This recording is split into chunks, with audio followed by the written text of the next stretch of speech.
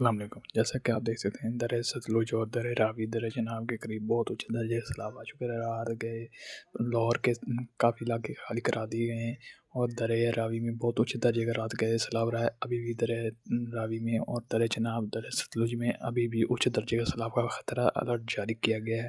اور پنجاب بھر کے دیگر علاقے جو درہ کے کنارے آتے ہیں قریب آتے ہیں سب کو ان کو علاقہ ممکن کو علاقہ خالی کرنے کا الرٹ جاری کر دیا گیا ہے کہ وہ اپنے اپنا علاقہ خالی کر کے دوسرے علاقے پہ منتقل ہو جائیں۔ اور جو کرتارپور ہے وہ سب ڈوب چکا ہے اس ٹائم۔ یہ آپ کو لائیو دکھا رہے ہیں، ادھر کی لائیو صورتحال دکھا رہے ہیں کہ کرتارپور جو وہاں پہ ہے لاہور کے قریب وہ سب ڈوب چکا ہے دریا کے پانی سے، اور دریا رات بھر دریا راوی اور دریا چناب میں اونچے درجے کا سیلاب رہا ہے۔ اس لیے رات بھر پولیس نے الرٹ جاری کیا، اعلانات ہوئے مساجد میں، اور درہ ستلج پاکستان میں جو ہے اس میں اونچے درجے کا الرٹ جاری ہے۔ اور انہوں نے کہا ہے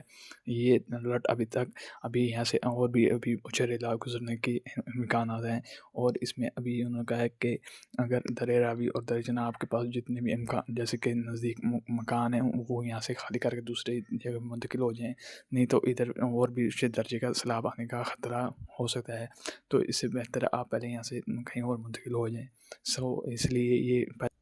رات کے درہ چناب اور درہ راوی میں بہت اونچے درجے کا سیلاب رہا ہے، جس سے کرتارپور اور لاہور کے کافی علاقے زیر آب آ چکے ہیں ابھی تک دیکھ